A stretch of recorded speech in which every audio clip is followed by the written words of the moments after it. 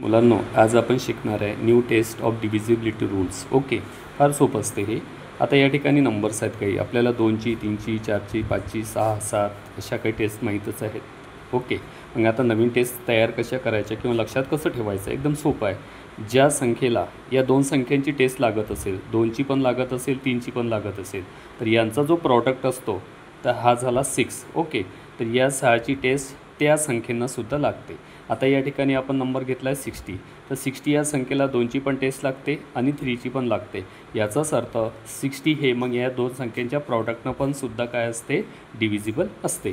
त्याचप्रमाणे आपण 3 आणि 6 18ची टेस्ट पाहूया. तर 18ची टेस्ट कशाला म्हणणार, ज्या संख्येला 3ची आणि 6ची टेस्ट लागेल किंवा 2 आणि 9ची लागेल तर त्या संख्येला 18ची सुद्धा टेस्ट लागते.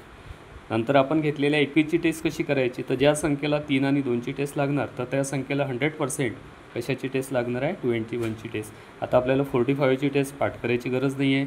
ज्या संख्येला 5ची आणि 9ची टेस्ट लागेल तर त्या संख्येला कशाची टेस्ट लागणार आहे, 45ची. मग अशा प्रकारे आपण